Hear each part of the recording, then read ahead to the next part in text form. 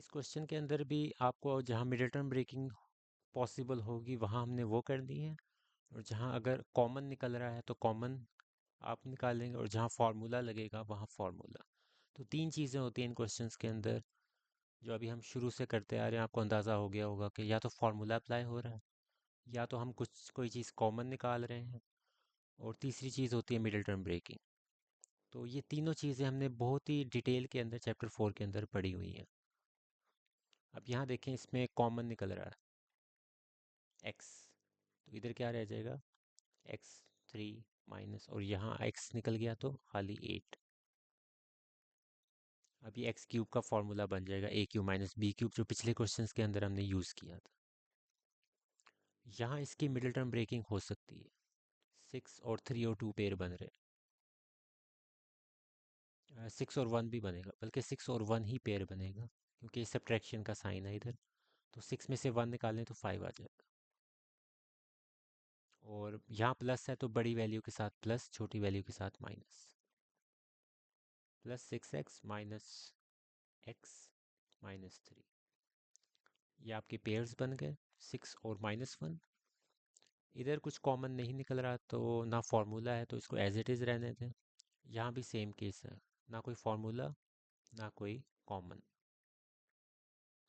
और ना ही middle term breaking. Multiplication sign की जगह पे मैं डॉट लगा रहा हूँ, x+3, और यहाँ आपके पास x कॉमन निकल रहा है इसमें, तो मैं यहाँ से x कॉमन निकाल दूंगा, इधर एक x रह जाएगा, और इधर बिल्कुल पूरा का पूरा x खत्म हो गया, क्योंकि हमने x कॉमन निकाल लिया।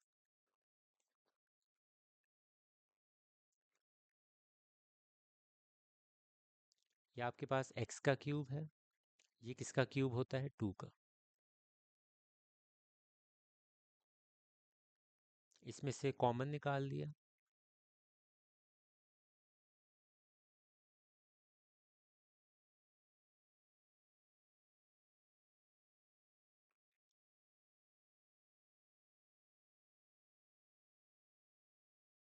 बाकी वैल्यूज़ बिल्कुल आप चेंज नहीं करेंगे, क्योंकि उसमें कुछ ना तो फार्मूला अप्लाई हो रहा है, ना कोई ऐसी सच कोई चीज़ है जो आप फ़ौरन काट दें।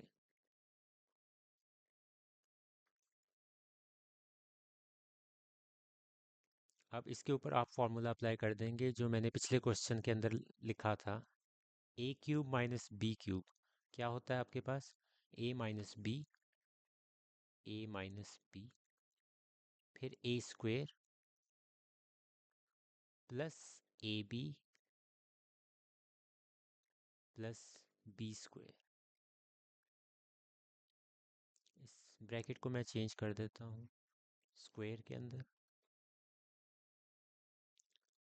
तो A cube minus B cube का फॉर्मूला होता है a-b, A square plus A B plus B square. नीचे वाली टर्म आपके पास कॉमन, x+3, बाकी क्या बचा, 2x -1। अब इस स्टेप के अंदर आपको काफ़ी चीज़ें कटिंग होती नज़र आएंगी, तो वो हम इसी स्टेप के अंदर कर देंगे। बिल्कुल आखिर तक उसको लेके नहीं जाना होता कि कटिंग बिल्कुल आखिर में करें, जो चीज़ जहाँ कट होती है, ताकि आपका क्वेश्चन थोड़ा श्रिंक हो जाए और आसानी हो उसको सॉल्व करने में। बार बार वही चीज़ लिखने का कोई फ़ायदा नहीं होता। अब x+3 आपका x+3 के साथ कैंसिल, 2x-1 2x-1 के साथ कैंसिल, और ये आपका x(x-2) इस x(x-2) के साथ कैंसिल हो जाए।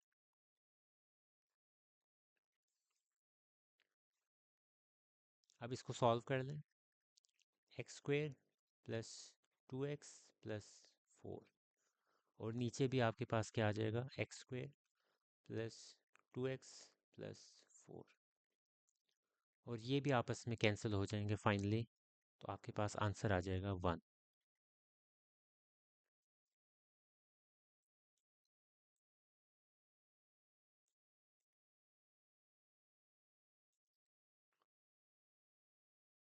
इसकी मिडिल टर्म ब्रेकिंग होगी, और नीचे वाले की भी मिडिल टर्म ब्रेकिंग होगी, और इसकी भी मिडिल टर्म ब्रेकिंग होगी। तो आपके पास 3 वैल्यूज़ की मिडिल टर्म ब्रेकिंग हो रही है, और ये डिवीजन वाला क्वेश्चन है। इसकी मिडिल टर्म ब्रेकिंग 4 2 8 होता है। 8 कैसे बनता है? 4 2 भी बनता है, 8 1 भी बनता है।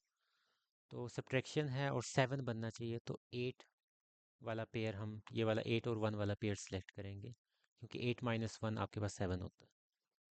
तो +8y -y -4। नीचे आपके पास 3 4 12 हो जाएगा, और 12 की पेयर्स 3 4 भी होता है, 12 1 भी होता है, और 6 2 भी होता है।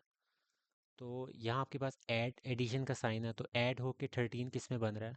इस वाले पेयर में। तो इसी को आप यूज़ करेंगे 12 और 1 को। तो -12y -y। तो ये आपका पेयर आ गया, बीच में डिवीजन का साइन है। 4y² -1, तो ये किसका स्क्वायर होता है? 2y का। और 1 1 का ही होता है।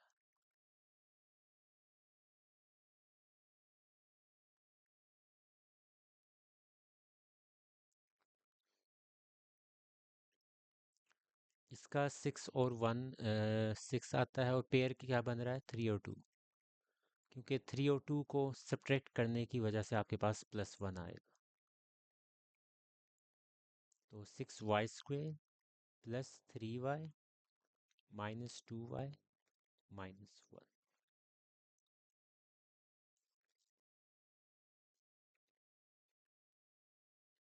अब कॉमन निकालना है आपने, सिंपल।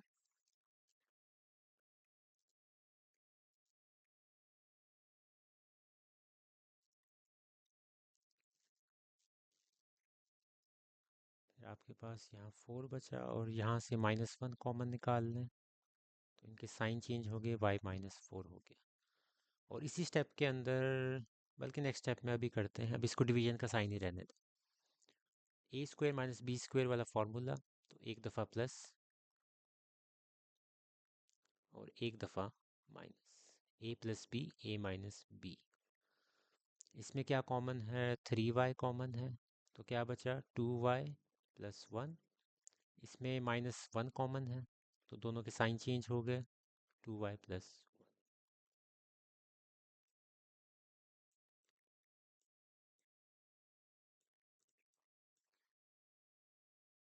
y + 4 ओवरऑल कॉमन आ गया। बाकी क्या बचा? 2y - 1। नीचे आपके पास y - 4 कॉमन आ गया, तो 3y - 1 आपके पास यहाँ से आया।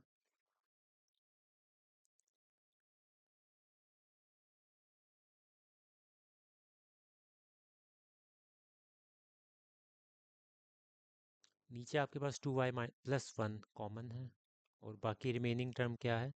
3y - 1।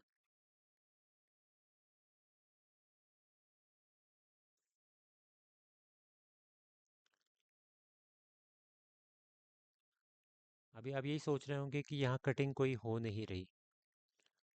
अब यहाँ हम एक कटिंग सिर्फ ये वाली हो रही है, 2y + 1 2y + 1। और बाकी कटिंग कैसे होगी वो मैं बताता हूँ।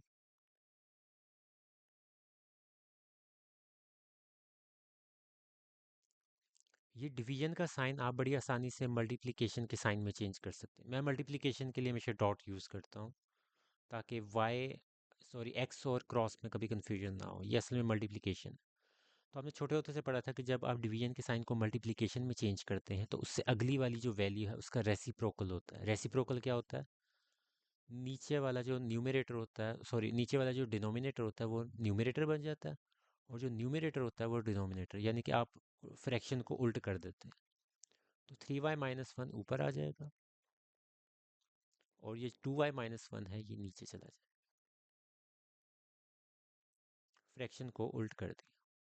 क्यों? क्योंकि आपका डिवीजन का साइन आपने मल्टीप्लिकेशन के साइन में चेंज किया था। अब प्रॉपर्टीज़ बिल्कुल वही लगेंगी, यानी कि आप इनको कट कर सकते हैं बिल्कुल, और 2y - 1 2y - 1 के साथ कैंसिल होगी। आपके पास फाइनल आंसर आ गया y + 4, और नीचे आ गया y - 4।